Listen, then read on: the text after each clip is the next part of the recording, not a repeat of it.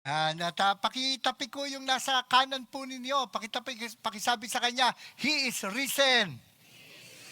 Yan, parang inaantok pa ho kayo, hindi pa nag-aalmusal yan. Ano po?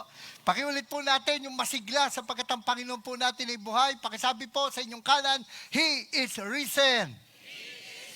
Sa inyong kaliwa, sabihin po ninyo, Happy Resurrection Sunday. Amen. Kaya bumukas nitong aking, yan. Okay. Um, ano po yung usually nagpapakapal ng wallet ng kalalakihan? Hindi po pera. Siguro si Doc Lem, yan. Hindi ho calling card. Ano po? Resibo. No po, minsan ilalagay mo na lang yung resibo doon. O yung sabi nga ng taga GMA7, resibo. Di ba? Ganun lang pagkakasabi ni Emil Sumangil. Ang resibo po is the proof of payment or purchase. It verifies that a transaction has been made. At kapag bumili po tayo ng isang item at gusto ho nating ibalik o ipagpalit, kailangan po meron tayong resibo. Di po ba? Totoo na itinuturo naman natin ang ating Panginoong Hesus ay namatay para sa ating kasalanan. Subalit tandaan po natin ito, kahit sino, pwede niyang sabihin na namatay siya para sa ating kasalanan. In fact, sa amin pong probinsya sa Pampanga, sa isa pong barangay ng San Fernando, sa barangay Kutod, ay may mga nagpapapako. Pag tinanong po ninyo, may iba ay pasasalamat yung ilang dekada na nagpapapako, nalaglag kasi sa mataas na lugar, pero siya po'y nabuhay. Kaya bilang pasasalamat sa Diyos, nagpapapako siya. May iba naman po ay pagpapahayag daw ng kanilang pagsisisi ng kasalanan at meron nagsasabi na sila'y nagpapapako para sa kasalanan ng sanlibutan. Anyone can claim na pinagbabayaran niya ang kasalanan, hindi lang kanyang sariling kasalanan, kundi ang kasalanan ng sanlibutan. Anyone can claim that his death can pay for our sins. So, paano po natin malalaman if God has accepted the death of our Lord Jesus as payment for our sins? Ano po yung ating resibo? Tayo po'y manalangin. Panginoon, marami pong salamat sa pagkakataong ito na ang inyong salita ay malayang na ipapahayag at ang aking pong kahilingan, mangusap po kayo, turuan niyo po kami, magpatatag po ito ng aming pananampalataya at magpabago ng aming pamumuhay. Salamat po sa pangalan ng aming Panginoong Hesus. Amen. Amen. Sa 1 Corinthians 15, makikita po natin na yung gospel, the good news of salvation, ay tungkol sa kung sino si Kristo at kung ano ang kanyang ginawa. Ang sabi po, at nakikita po naman ninyo yung ating PowerPoint, ang sabi po, now I want to make clear for you, brothers and sisters, the gospel, the good news I preach to you, which you received, on which you have taken your stand. At ano po ang nilalaman? What is the content of the gospel? Ang sabi po sa verses 3 and 5, for I passed on to you as most important what I also received, that Christ died for our sins according to the scriptures, that He was buried, that He was raised on the third day according to the scriptures, and that He appeared to Cephas or Peter, then to the 12. So ano po nilalaman ng mabuting balita? Ang mabuting balita ay tungkol sa pagkamatay at muling pagkabuhay ng ating Panginoon. At ang sabi po rito, Christ died for our sins.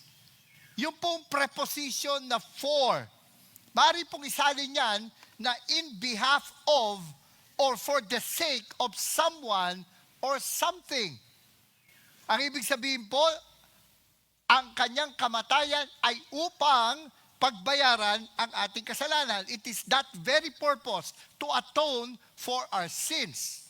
Subalit pansinin po ninyo ang sabi sa verse 17. Ang sabi sa verse 17, basahin po natin ng sabay-sabay. Kung nakikita po ninyo ang PowerPoint, 1, 2, go. And if Christ has not been raised, your faith is worthless. You are still in your sins. Kung hindi daw po nabuhay ang Panginoon, ang ating pananampalataya ay walang saysay. Nananatili pa rin daw po tayo sa ating kasalanan. If Christ has not risen from the dead, if there is no resurrection, our faith in His death for our sins is worthless. At ang sabi po sa Griego, yung salitang worthless ay without results. Walang saysay, walang silbi. Kung hindi nabuhay ang muli ang ating Panginoon, walang saysay yung kanyang kamatayan. Mangyayari lang po, His death will be a mere display of sentiment.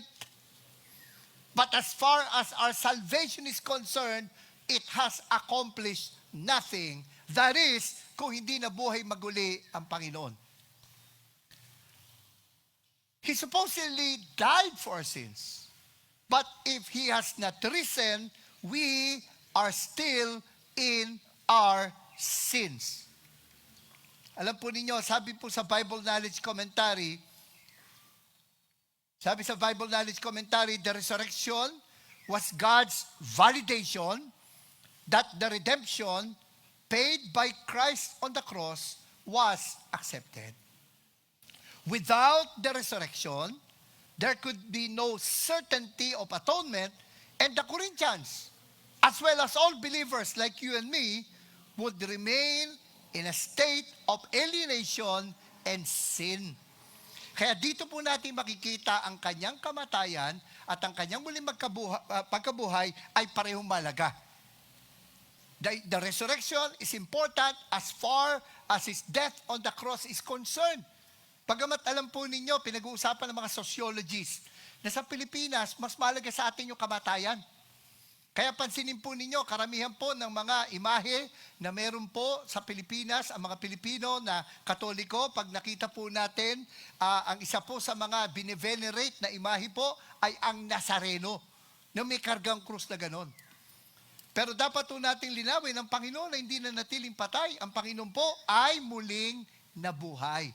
At ang kahalagaan po, isa sa kahalagaan ng kanyang muling pagkabuhay, His resurrection is the proof of payment for our redemption. His resurrection is the proof of payment for our redemption. Ang kanyang muling pagkabuhay ay patunay ng kabayaran ng ating katubusan. His resurrection is the proof of payment for our redemption. Ang kanyang muling pagkabuhay ay resibo ng ating kaligtasan. Kailangan ko lang linawin, no? Kung may kabayaran, may nagbayad, may binayaran. Di po ba? Sino yung payee? Alam natin yung nagbayad. The payer, di ba? Ang Lord. Sino yung payee? Nung kamakailan lang may nabasa ako, kasi alam nyo, sabi sa Matthew 20:28, the Son of Man did not come to be served, but to serve and to give His life as a ransom. Ransom for many. Kaya tuloy, iniisip niya, pag narinig niya salitang ransom, ano po pasok sa isip niyo? Sa totoo lang, kidnapping. Di ba? Kidnapping. Pag tinignan mo sa Greek, yung ransom, it is paying the price to buy a slave. Kaya may mga katuruan na ang kamatayan ng Panginoon ay ransom or payment to Satan. Kasi ransom, sino kidnapper? Si Satan. You pay ransom money to kidnappers, you buy a slave from slave trader, therefore, para sa kanila, Christ's death was a payment to our enemy. Pero alam po ninyo, hindi po yun ang tamang conclusion pag nabasa po natin yung salitang ransom. Tatandaan nyo, Pag nag-aral tayo ng Biblia, a word has meaning depending on its context. Tingnan niyo yung tamang pagkakagamit ng salita. Huwag tayong, sabi nga ng 1 Corinthians 4, huwag kang lalampasan na susulat. Kasi halimbawa po, kumain po ako ng hamburger. Na po? Nabanggit ko pa, iba sa inyo, di pa nag-aalmusal Nakaramdam ng pagkalam ng sikmura No? Kumakain kayo ng, sabi di ba, hamburger. Di ba? Makatas na hamburger. No? Talaga naman, pagkagat mong ganyan, tumutulo pa yung juice. Talaga naman, mainit-init pa. Tapos sabi ko ito, ang sarap, gusto ko talaga ng hamburger. O kaya kumain ka ng steak, medium rare. May dugo-dugo pa, no? Ang lambot nun. Tapos sasabihin ko, ang sarap ng steak.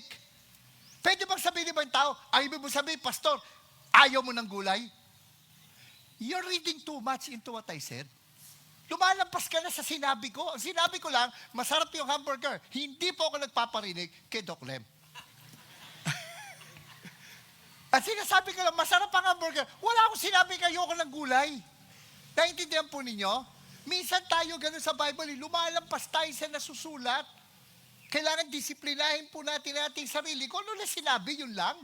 Sabi nga ng isang paborito kong theologian, it is wrong-headed to attempt to identify an object of payment. In colloquial terms, sabi niya, mothers pay the price to deliver a child, but that price is paid to no one. So kapag sinabi po natin na dahil ransom, kabayaran sa kidnapper, o dahil kapag kabayaran para bilhin ng alipin, o so merong binayarang may-ari ng alipin, you are going beyond the intent of the text. Ano lang ang point ng salitang ransom? The most important idea is that Jesus' death was the price paid to ransom the human race from its bondage to sin. The point is the intent of the payment. It is not about who received the payment. Bagamat sa totoo lang, bakit ba namatay ang Panginoon sa krus ng Kalbaryo? Di ba, pwede naman, sana pinatawad na lang niya tayo sa kasalanan niya. Sa kasalanan natin? Ba't kinakailangan pa isugo ang kanyang kaisa-isang anak upang mamatay para sa ating kasalanan? Alam po ninyo, hindi ko ganun kadali yun. Hindi ko ganun kadali yun sapagkat may pagkakautang tayo sa kautusan ng Diyos. Kung sakali po ba na nagnakaw ng bilyon-bilyon sa flood control at sinabi nung sangkot sa flood control, humingi na ako ng tawad. Sorry sa ginawa ko. Patawarin niyo na ako. Okay lang sa inyo? Okay na to, tapos na, quits na. Sa totoo lang. Anong gusto niyo mangyari? Pagbayaran nila yung kanilang kasalanan, maparusahan sila at isoli nila yung nilako nila. Tama po ba? Nakaka 600 million na nga tayo sa pagbawi Hindi ko alam ba't iba ayaw ng restitution. Pero anyway, bago tayo mapunta ron, ganun din, may pagkakautang po tayo sa kautusan ng Diyos dahil sumuway po tayo. At dahil sa ating pagsuway, hindi pwedeng basta kapatawarin ng hindi na pagbabayaran yung pagkakautang. Ang problema, sabi sa awit, ang ating pagkakautang halagang sakdal taas. Gaano man ang halagang hawak ay hindi sasapat.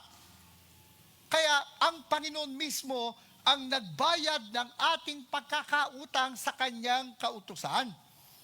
Ang salitang ransom sa Matthew chapter 20 verse 28 ay galing po sa salitang Griego na lutron. At ito po'y maaring isalin na redemption. At ayon po sa aklat ni Earl Radmacher na Salvation, yung pong salitang ugat ng lutron ay luo, to lose, pakawalan. And it means the fullest meaning of redemption. Namely, to set free by the payment of a ransom. Yun ang ibig sabihin pala ng pagtubos, pagpapalaya. Jesus' death is the redemption price that sets us free and motivates us to live for Him. At meron pong isa pang kadugtong na salita doon, apolutrosis, sabi rito, the act of buying a slave so that he is free. Noong unang panahon, may bumibili ng alipin para kanyang maging alipin. Pero noong panahon na yon, meron din bumibili ng alipin, hindi para alipinin, kundi para palayain yung alipin. At nung tayo po tumanggap sa Panginoon bilang ating tagapagligtas, when a person believes in Christ, he or she is freed from the slavery to sin. Tayo po, nung tumanggap sa Panginoon, pinalaya po tayo mula sa ating pagkakasala at alam po ninyo yung pagsisilbi sa Panginoon, hindi dahil sa inalipin tayo ng Panginoon, kundi kusang loob na tayo ay maglilingkod sa Kanya. Ang tawag na sa atin, bond servant, serving not out of obligation, but out of love. The point, we were not bought to become slaves. We were bought to become free. Yun po yung root word ng ginamit po sa Ephesians 1:7 ng redemption. Sabi sa Ephesians 1:7, in Him we have redemption through His blood. Yung ating PowerPoint mo ay parang yung resibo na thermal paper na habang tumatagal nawawala na. No? So, makinig na lang ho kayo sa akin. In Him, we have redemption through His blood, the forgiveness of our trespasses according to the riches of His grace. Pasinip po natin ito. Tayo naman, Pastor Lem, nung nagsisimula tayo mangaral noong mga panahon na yun, wala talagang LCD, no? Sarap pakinggan, no? Yung pag-preach ka, tapos sabay-sabay, no? Yung narinig mo yung lagaslas ng mga pahina ng Biblia, eh. No? Minsan maganda rin, walang PowerPoint, eh. Anyway, sabi dito, in Him, we have redemption through His blood, the forgiveness of our trespasses. It is interesting, magkadugtong yun. Alam niyo ba yung forgive? To forgive, it means to release. To forgive means to release. To redeem is to buy a slave to set him free. Ang gandang pagdugtungin yung kahulugan ng dalawang yon. We have a beautiful picture of what it means to be redeemed. We are free at last, never to become slaves again. So paano po natin malalaman that the death of our Lord Jesus Christ is a valid payment for our redemption? His resurrection. His resurrection is the proof of payment for our redemption. Ang kanyang muling pagkabuhay ay resibo ng kanyang kamatayan para sa ating kaligtasan. Sabi po sa Romans 4:25, buksan nyo na lang yung mga Biblia. Romans 4:25. Naalala nyo pa po ba nagmadala ng Biblia? Sa mga may internet niya, mag-download na sa app, ng Bible app. Sabi po sa Romans 4:25, He was delivered up for our trespasses and raised for our justification. Natin yun. Magkasama, yung kamatayan ng ating Panginoon at ang kanyang muling pagkabuhay. He was delivered up for our trespasses, that refers to the death of the Lord, and He was raised for our justification, that refers to His resurrection. Ano ba ibig sabihin muna ng justification? Alam niyo po, totoo naman, nandiyan pa ba kayo? Totoo naman na ang kapatawaran ay, kumaga, talaga naman tumanggap tayo sa Panginoon, pinatawad tayo. But more than that, pakinggan niyo mabuti ito, tayo po ay pinawalang sala. Iba po yung pagpapatawad, kinikilala na may nagawa kang kasalanan, at ikaw ay pinalaya na sa obligasyon ng pagkakasalang yun. Iba naman yung pagpapahayag na pinawalang sala, sapagkat yun ay pagpapahayag na wala kang nagawang kasalanan. Kaya nga pagpapawalang sala ang tawag. At ang sabi po, ang justification, it means that God declared us not guilty. At hindi lang yun, sa paningin ng Panginoon, tayo po ay makatwiran, tayo po ay banal. Now, tandaan niyo po ito, ha? Tingnan yung katabi ninyo. Tingnan niyo yung katabi niyo. Sabi ng Bible, banal yan. Kung tumanggap yan, eh. Mukha ba banal? Ba't natawa kayo? Tingnan yung katabi ninyo. Mukha ba banal? Ganito po yan. Iba po yung position, iba po yung practice. Iba po yung kalagayan, iba po yung karanasan. Halimbawa po, sa mga nakapanood na ng kasal o sa mga kasal dyan, di ba sinabi ho ng pastor, and now, it is my privilege and honor to present to you for the very first time. sasabihin mo yung pangalan. No? Diba? Mr. and Mrs. Eric Cortez, tapos sasabihin ng pastor, what God has joined together, let not man separate. Di ba? Kasi nga sabi ng Biblia, for this reason, a man shall leave his father and mother and cleave to his wife, and they shall become one.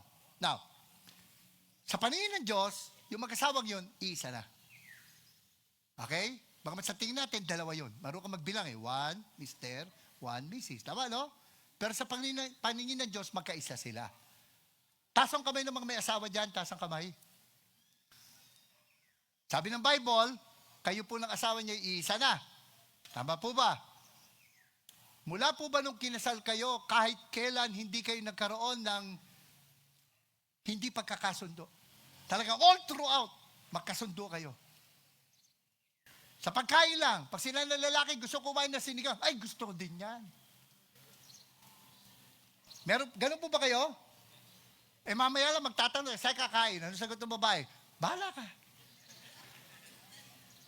Saan mo gusto kumain? Kahit ano. Di ba? O sige, kahit ano. Diyan tayo sa Jollibee. Ayoko. Akala ko ba kahit ano? Yung kalagayan, position, magkaisa. Ngayon, yung ating karanasan, yun ang pinamatch na natin sa ating kalagayan. Yung ating practice, we are now matching it to our position. Mamumuhay tayo mag-asawa na patuloy na lumalago sa pagkakaisa. Ganon din ang buhay Kristiyano. Positionally, tayo po ay pinawalang sala. Practically, tayo po ay mamumuhay sa pagsunod sa Panginoon. At ang sabi po ng isang author, both Christ's death and His resurrection are essential to that work of justification. Christ's resurrection was the proof or demonstration and vindication of God's acceptance of Jesus' sacrifice. Thus, because He lives, God can credit His provided righteousness to the account of every person who responds by faith to that offer. His death was valid because He has risen from the dead. If He remained dead, His death would have been void. Sabi pa nga po ng isang commentary, He was delivered up for or on account of our trespasses looks backward and means that our trespasses made it necessary for Him to be delivered up, while He was raised for or on account of our justification looks forward and indicates that He was raised in order to assure us that in the sight of God, we are indeed without sin. In other words, Christ's resurrection had as its purpose to bring to light the fact that all those who would acknowledge Jesus as their Lord and Savior have entered into a state of righteousness in the eyes of God. The Father, by raising Jesus from the dead, assures us that the atoning sacrifice has been accepted, hence our sins are forgiven. Ito, wala na sa PowerPoint ko. Total, hindi nyo naman nakikita na. Hindi pa ninyo naiisip. Ang Panginoon binugbog, ang Panginoon inatakan ng balbas, sugat-sugat siya, buong katawan, ang likod niya, halos lumabas na ang buto sa tindi ng paglating ko sa kanya. Nung nabuhay siya maguli, nawala po lahat yon. Tama? Nawala, hindi nga, nawala eh. Pero may nanatili. Ano po yung nanatili? Yung tama ng pako dito sa kanyang pulso, at yung sa paa, at sa tagiliran, yung sugat sa tagiliran. Bakit hindi pa sinama yun? Di ba, Pastor, no? Di ba? Parang, alam nanganak, cesarean. Di ba, totoo, pwede lang tanggalin na rin yung appendix. Di ba, tatanong ng doktor? Kaya, di ba, o pwede ka, hindi pala appendix, pwede ka lang iligate. Di ba, tuloy lang, pag sinisaryan, pwede lang 2-in-1 package. Na cesarean ka na, naligate ka pa. Di ba, pwede naman? Are you following me? Bakit si Lord? Nawala yung sugat, nawala yung mga pasa, yung bugbog sa kanya, bakit nanatili yung pako? Yung tama nung pako at nung sibat sa kanyang tagiliran, bakit? Well, pwedeng simple lang, para sabihin, siya nga yun.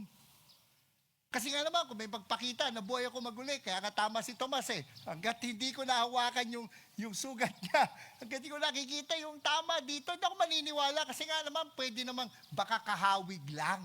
Naintindihan po natin? But there's more to that. There's more to that. Meron ako nabasa na may isang Hudyo na yung kanyang asawa, yung kanyang anak, nagaling sila mag-asawa kasi tumanggap kay Jesus yung anak nila. Naging Christian. Sabi nga nung tatay, alam mo, kami mga Hudyo, talikuran mo na ang Diyos, wag mo lang tanggapin si Jesus bilang tagapagligtas, bilang Mesiyas. Dahil di natin pinaniniwalaan si Kristo yan. Siya ang Kristo. So, nag-usap sila mag-asawa, magbasa tayo ng Bible, bili tayo New Testament, aralin natin para naintindihan natin, ma-share natin ang anak natin na talikuran, hanapan natin ng mali yung pananampalataya niya. At habang nagbabasa siya, napansin nga niya yun. Yung tungkol sa nanatili yung tama ng pako.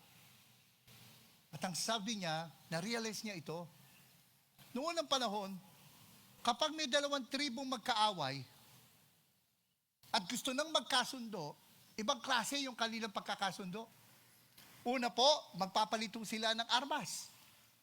Kaya kung sa'yo ay 38 na baril at sa kanya 45, talo ka, lugi ka. Palit kayo. Magpapalit din ng pangalan. At ito matindi. Magsusugat sila sa katawan nila, kukuskusan nila ng asin o abo para manatiling magpeklat tuyo. Bakit to? Habang nandun yung peklat, tuloy ang ceasefire. Hanggat buhay yung may peklat, tuloy ang ceasefire. Naisip po ba natin yung bakit hindi inalis yung tama ng pako sa pulso ng Panginoon at sa kanyang paa at sa kanyang tagiliran? Bakit po? Hindi lang para malamang si Kristo nga yun. Kundi alam niyo kung bakit? Para ipakita po na habang nabubuhay ang Panginoon, nananatili ang pakikipagkasundo natin sa Panginoon. Kaya nga sabi po sa Romans chapter 5 verse 10, "For if while we were enemies, we were reconciled to God through the death of His Son, then how much more, having been reconciled, will we be saved by His life?" His resurrection not only assured our salvation, His resurrection has also secured it. Through His death, we were reconciled to God. And now that we are reconciled with God, through His resurrection, we will be saved by His life. Sabi nga ni Rick Warren, parang ganito yan, may taong gumawa ng last will and testament. Kailangan niya mamatay para magkabisa yung last will and testament. At merong executor of the state na magpapatupad ng last will and testament. But there's always the possibility that the executor was negligent and would fail to do his task. Or worse, he is corrupt and he would take the inheritance for himself through legal loopholes. Pero alam nyo, itong sabi nga ni Warren Wiersbe sa The Bible Exposition Commentary, He died so that the will would be enforced. But then He arose from the dead and returned to heaven that He might enforce the will Himself and distribute the inheritance. Kaya nga, bagamat ito'y tatalakayin sa third Sunday, kaya nga sabi sa Hebrews chapter 7 verse 25, "Therefore, He is able to save completely those who come to God through Him, since He always lives to intercede for them." Na dahil ang Panginoon ay patuloy na nabubuhay at hindi na kailanman mamamatay, He always lives to intercede for us. He's able to save us completely. Sa New Living Translation, once and forever. Sa New King James Version, to the uttermost. Alam nyo mga kapatid, pag tayo po nagpadala ng pera through online banking, sa experience ko sa aking bangko, makakatanggap ako ng text at sasabing, the fund was credited to the recipient. The resurrection of the Lord is the divine notification that the proof, that the payment for our sins was accepted by the Father, that it was a successful transaction. Ang kanyang pagkabuhay na muli mula sa mga patay, ang ating resibo. Muli, ayon po sa 1 Corinthians 15:17, "And if Christ has not been raised, your faith is worthless. You are still in your sins. But praise God. Christ has been raised. And so our faith is not worthless. And if you have put your faith in the Lord as your Savior, you are no longer guilty before God. You are now declared righteous before Him because His resurrection is the resibo for our redemption.